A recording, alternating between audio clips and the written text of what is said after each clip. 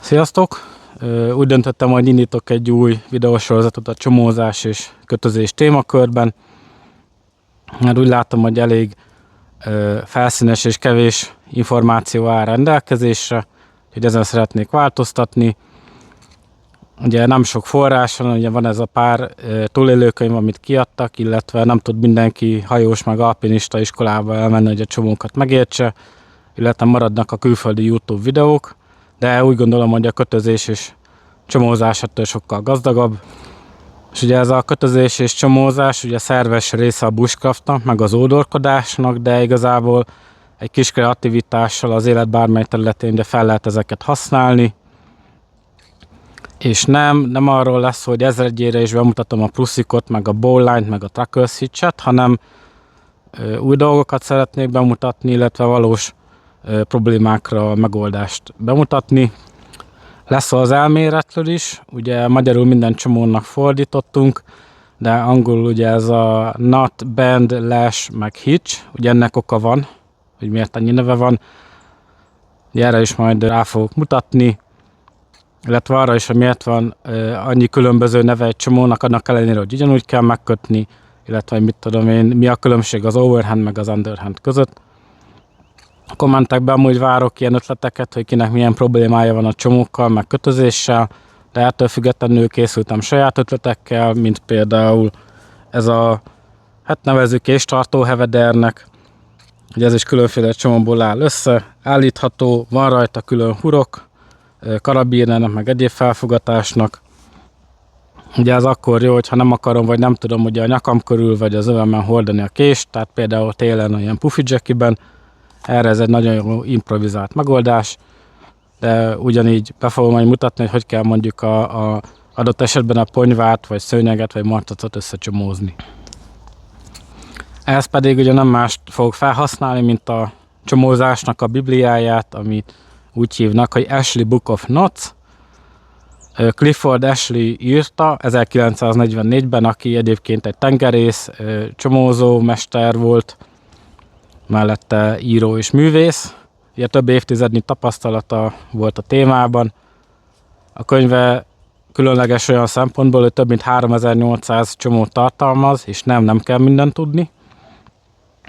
Hatalmas előnye, hogy több szempont alapján rendszerezve vannak a csomók. Ez alatt azt kell érteni, hogy például a felhasználási terület vagy szakma alapján vannak csoportosítva, tehát más csomókat használnak a tengerészek, mint mondjuk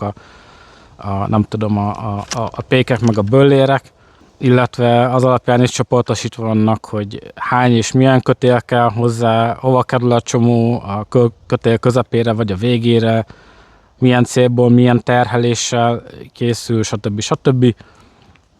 Tehát végtelen információforrás. A másik nagy előnye, hogy illusztrálva van minden csomó kontextussal, ezért nagyon, nagyon könnyű kikeresni mondjuk megoldást egy problémára. Tegyük fel, ki akarok kötni egy lovat a fához, de nem tudom, hogy kell, és csak simán lapozgatom a könyvet, és rá tudok akadni olyan rajzra, ahol egy ló ki van kötve a fához, és meg van mondva, hogy ez ilyen csomóval történik, és ezt így kell megkötni. Tehát ez nem olyan, mint egy lexikon, hogy fel van sorolva az összes csomó szöveggel, és akkor én gondolkozzak azon, hogy vajon ez a csomó alkalmas a felhasználási célra, hanem fordítva, hogy nagyon jól lehet keresni. Ugye említettem, hogy ez mai napig hivatkozási alap ez a könyv, ezzel lehet azért találkozni, úgy szokott lenni például a Wikipédián vagy bárhol, hogy abok, kettős keresztés egy szám, ugye az abok az a könyv nevéből jön, tehát Ashley Book of Knots-nak a rövidítése, és mögötte pedig egy szám, meg van számozva minden csomó, és így nagyon könnyű ugyanazt a csomót referenciálni. Ugye korábban mondtam, hogy azért egy csomónak lehet több neve is, és ezt a problémát oldja fel ez a hivatkozási rendszer. Ugyanezek az illusztrációk amúgy a könyv hátránya is, ugye ezek még fekete-fehér kézzel rajzolt képek, és sokszor nehéz rajtuk kiigazodni, nem látszanak a részletek, nehéz levenni, hogy kell egy bonyolultabb csomót megkötni. De hál' Istennek ugye a mai modern források már ettől sokkal szemléletesebbek, meg vizuálisabbak, tehát meg lehet videón is nézni, animációkon keresztül, színes kötelekkel, hogy kell egy csomót megkötni, szóval manapság már sokkal könnyebb ezt megtanulni.